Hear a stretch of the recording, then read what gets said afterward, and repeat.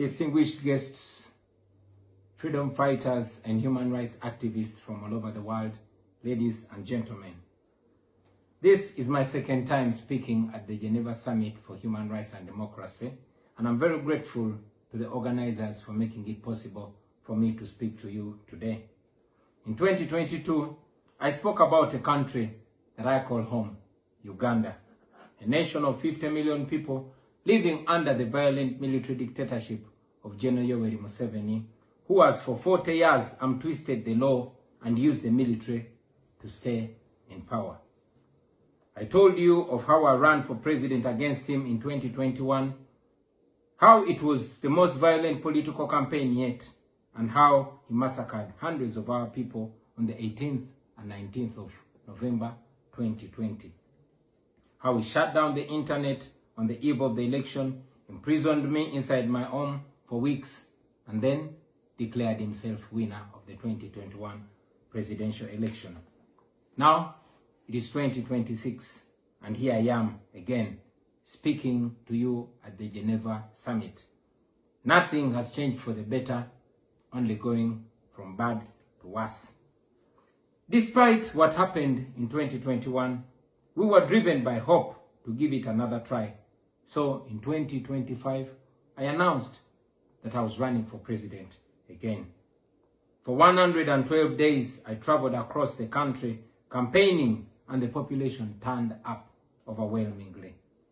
Yet again, our campaigns were violently attacked, our supporters were murdered, we were blocked from reaching many places, and were also blocked from several media stations. As usual, Museveni shut down the internet again, this time 3 days to the election. And what happened thereafter was not an election, but a military operation. The election was so rigged to the point that even at the polling station where Museveni voted for, he got much more votes than the actual registered voters in the register on that polling election. Our polling agents in several places were arrested and whisked away. Several of our party officials were arrested and many abducted. 2 female deputy presidents of our political party were abducted and held incommunicado in a military barracks for 3 weeks before being thrown into a prison where they are languishing right at this moment. The military was deployed on our streets, shooting on spot whoever dared to challenge the criminality. It was under these circumstances that Museveni yet again declared himself winner of the election, this time with over 70% of the vote. Right now, I'm speaking to you while in hiding. This is because as soon as the election was finished, Museveni's son, who is also chief of the Ugandan military, issued an order to take me to him, dead or alive. The military acted on his order and raided my home. They tortured my family members, humiliated and undressed my wife, accusing her of hiding me. Meanwhile, they were recording and taking pictures of her, which the military chief later on shared on Twitter and bragged about capturing my wife. They also took over my home and surrounded it, and they are occupying my home as we speak right now. My wife and children had to flee the country for fear of their lives. I am in hiding, but I don't want to be in hiding. It was necessary, though, for me to keep in hiding so I can stay alive and be able to speak to you right now. I've said it before and I say it again, that I'll resurface at the right time in my country.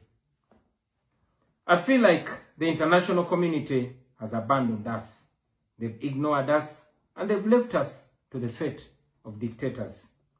When I ran for president in 2021, Museveni and his thugs denied their crimes. They killed our people and denied it. They tortured people and denied it. They raided our houses and denied it. General Museveni has been a smart dictator because he puts on a suit, goes to the West and to the UN, speaks very nicely about democracy and human rights, but realistically, he does not mean any of those. He talks about our so-called Human Rights Commission in Uganda, but the same person closed the UN Human Rights Office in Uganda 2 years ago because they dared to question him about his atrocities. Now that is how he has been able to maintain a facade of democracy for 40 years and counting. But now Museveni is 83 years old, and his 51-year-old son, Muhoozi Kainerugaba, commands our military, the Uganda People's Defense Forces, more like Uganda's defense against its own people. And he's effectively in charge. Unlike his father, Muhoozi does not play the role of a good dictator. He openly and shamelessly says despicable things on social media.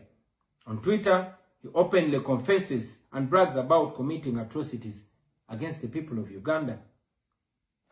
When he was summoned by Parliament, he called Parliament a house of clowns and fools, and he threatened to arrest all of them.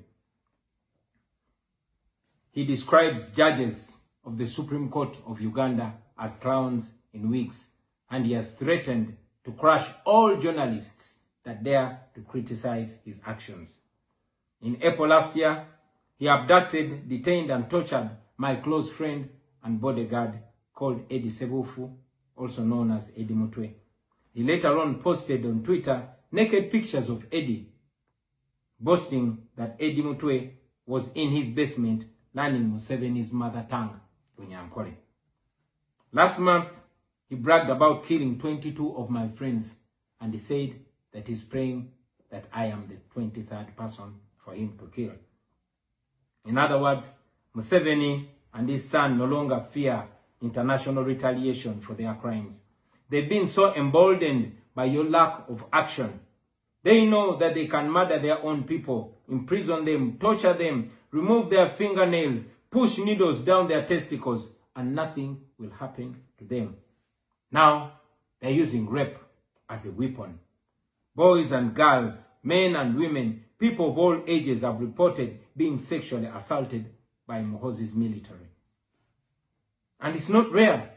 The majority of the people that they capture and unlawfully imprison have reported being raped, whether men or women. It is no longer possible, ladies and gentlemen, for the international community to deny Museveni's violence and atrocities. It's all over social media. And today, I am talking about it to you. Now, this is our call to action. If the international community, the way I see it, if the international community continues to be complacent, then Uganda will go from bad to worse. Museveni and his son's military will massacre many more innocent Ugandans. You, ladies and gentlemen, in the Western world, will be forced to grapple with millions of Ugandan refugees pouring into your countries. And maybe then, the international community will come and commiserate with the people of Uganda, just like they did after the genocide in Rwanda, but it was too late. The second option is that the international community rises to the occasion. You stand by the values that you profess, democracy and human rights. You can rein in on General Museveni and his son through targeted sanctions as well as financial and legal pressures. Ladies and gentlemen, Ugandans are not seeking for pity. Ugandans are only seeking to see the world take action against the individuals that have violated their rights for far too long. Those that have abused democracy with impunity should be the starting point. Please sanction these individuals. Sanction General Museveni. Sanction General Muhoozi. Sanction all the police and military officers that are responsible for gross human rights violations. Sanction those commanders. Sanction the judicial officers that have aided criminality through deliberately misinterpreting the law or skewing it. Those that normalize electoral fraud. Those that remand to prison suspects that should actually be sent to hospital. Sanction these individuals because their combined efforts in the last election effectively give autocracy a blank check to rule over the people of Uganda for 5 years. The international community must isolate and treat Mr. Museveni like he deserves to be treated. We call upon the international community to treat General Museveni exactly how they treated Idi Amin, because Idi Amin did what he did to Ugandans for only 8 years. Museveni has done much worse to the people of Uganda, and it has been for 40 years and counting. Because of your inaction, because of the inaction of the international community, Museveni's mode of dictatorship and human rights violations is being seen as acceptable in the region, and it must be stopped before it is exported to other countries in the region and in the continent. We ask the international community not to recognize Museveni's regime because it is not legitimate. Please terminate any forms of cooperation with this government because he is not legitimate.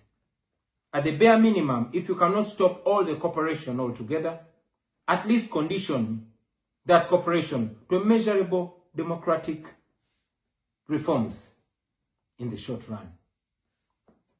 On our end, as the people of Uganda, we are committed to non-violent means of changing our country, non-violent means of putting an end to this 40-year-old dictatorship.